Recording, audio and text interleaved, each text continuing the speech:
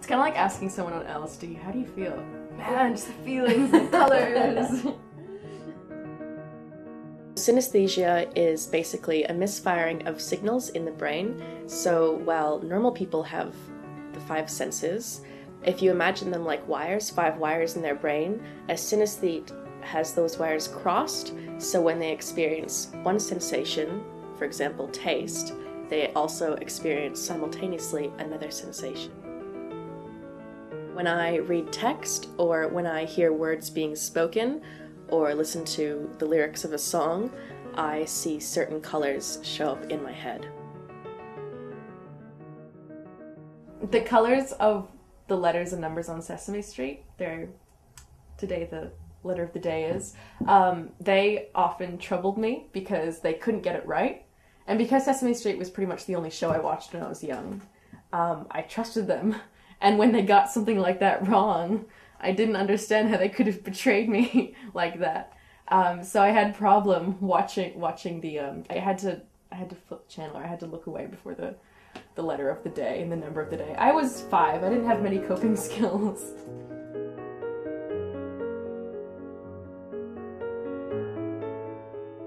I discovered I had synesthesia when I was 14. At the beginning of 2005, I came across a newspaper article that had an interview with a woman who was describing her condition, and it seemed so similar to mine. I showed the newspaper article to my mother, and she didn't believe me. She said that if you had had it before, we would have known. Don't be ridiculous. For me, synesthesia is a huge positive.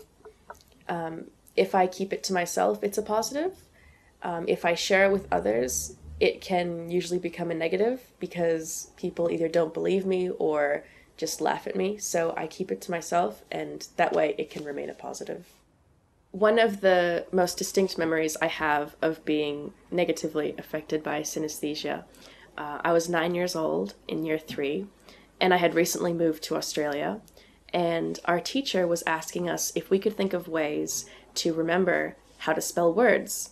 And I raised my hand and I said, if all of us just saw the word in our head, I meant visualize, but at 9 years old I didn't know the word visualize. If we just saw the word in our head, we would know how to spell it because it would just be there.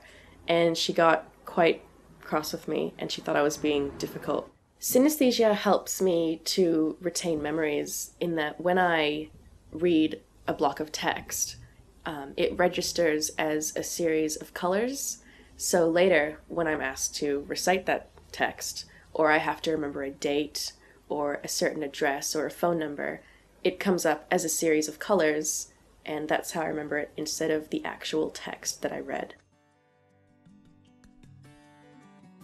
Each letter of the alphabet and each number has a different color and a different personality, and a different gender. A is red and an older woman. B is yellow and younger than A. I is black. So when I see the word ink, I see it as just plain black, which is helpful. J is purple. S, I don't like the letter S. I'll never be able to explain why. It just doesn't sit right with me at all. So I'm thrilled that there's no S in any of my names. S is red. There's so much about S I can't even explain. I think maybe I hate Scrabble, it starts with S, and Sudoku starts with S as well. As the colors move down, they get darker again. W is the only exception, because it's genderless. It's very big. I always think of Wednesday as being the biggest day of the week, like the longest. Even though I know it only has 24 hours, just like any other day, to me it feels as though Wednesday is the longest day of the week because W is such a larger letter. Y is pale blue and Z is black, and I don't like it. I'm good at remembering phone numbers, dates, years especially. I'm good at remembering quotes from movies, things that people have said in the past. It's very easy for me to remember the locations of suburbs, the difference between South Melbourne, East Melbourne, North Melbourne, because all the different names of the suburbs have different colors in my head. I'm bad at remembering maths. It took me 13 years to learn my multiplication tables. I'm terrible at arithmetic.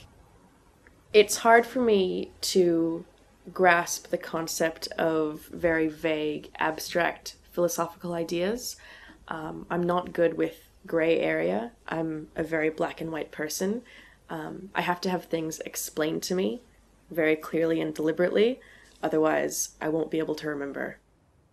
The ways that I cope with synesthesia when it gets to be too much is to spend a lot of time writing. I spend a lot of time in class just writing paragraphs over and over, just anything that comes to my mind. It orders my thoughts a lot more clearly. It sort of channels all the different colors just into one color of ink. It just makes it far easier. It makes my head a lot calmer. The thought of the future makes me very uncomfortable because I don't know how it will all play out. I'm much more comfortable with, as I said, things that people have said in the past, quotes, dates, things that are over and done with, things that can be categorized. The future for me can't really be categorized. It's too up in the air, it's too gray, and I need black and white, which is why I'm quite scared of the future.